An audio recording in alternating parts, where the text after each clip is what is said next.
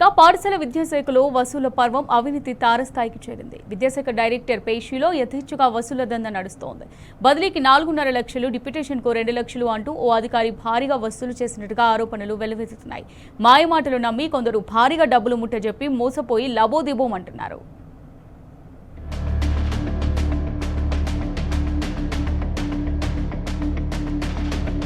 నేను సార్ పక్కనే ఉంటా, ఆయనకు ఎంత చెబితే అంత. 4.5 లక్షలిస్తే బదిలీ చేయిస్తా. డిప్యుటేషన్ కావాలంటే 2 లక్షలు. అవుట్సోర్సింగ్ ఉద్యోగం కావాలన్నా పెట్టిస్తా. అయితే కాస్త ఖర్చవుతుంది. ఇది పాఠశాల విద్యాశాఖ డైరెక్టర్ పేషీలోని ఓ ఉద్యోగి నడుపుతున్న దందా. పాఠశాల విద్యాశాఖ డైరెక్టరేట్లో ఇలాంటి అక్రమ వసూళ్ల ఆరోపణలు సంచలనం సృష్టించాయి. బదిలీలు, డిప్యుటేషన్లు, అవుట్సోర్సింగ్ ఉద్యోగాలంటూ కొందరు నుంచి భారీగా వసూలు చేసినట్లు ఆరోపణలు వెల్లువెత్తుతున్నాయి.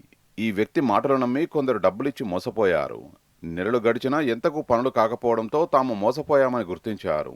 పెద్ద మొత్తంలో ఇవ్వడంతో కలవరపడ్డ బాధితులు వసూలు చేసుకునేందుకు ఒత్తిడి పెంచారు. ఇటీవల కొందరు పాఠశాల విద్యాశాఖ డైరెక్టరేట్కు వచ్చి గొడవకు దిగినట్లు సమాచారం. దీంతో సదరు వసూలు రాజా విధులకు గైర్హాజరయ్యారు. కనీసం ఆఫీస్ వైపునకు కూడా రావడం లేదట. ఫోన్లు కూడా ఎత్తడం లేదట.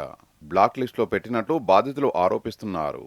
పాఠశాల విద్యాశాఖలో అవినీతి పెచ్చుమీరిందని సాక్షాత్తు అదే శాఖకు చెందిన ఓ ఉద్యోగి వాట్సాప్లో పోస్టు పెట్టడం, స్టేటస్లు పెట్టుకోవడం ఇటీవల సంచలనం సృష్టించింది.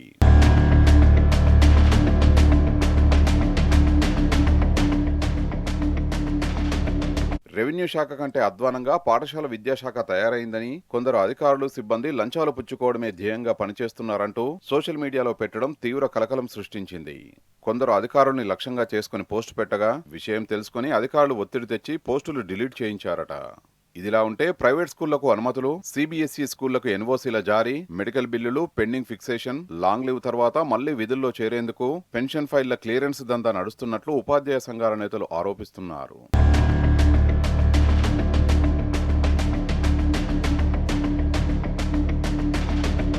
మరోవైపు జీవో 317 అమలు విషయంలో భారీ దందా నడిచినట్లు ఉపాధ్యాయ సంఘాల నేతలు ఆరోపిస్తున్నారు. తమకు అనుకూలంగా ఉన్న కొందరు కోర్టును ఆశ్రయించాలని అధికారులే పురమాయించి ఉత్తర్వులు రాగానే కోర్టు ఆదేశాల పేరిట అమలు చేశారట. మరికొందరు కోర్టు నుంచి ఉత్తర్వులు తెచ్చుకున్నా అమలు చేయలేదట. కోర్టు ధిక్కరణ కేసులు వేసినా కూడా ఖాతరు చేయలేదట.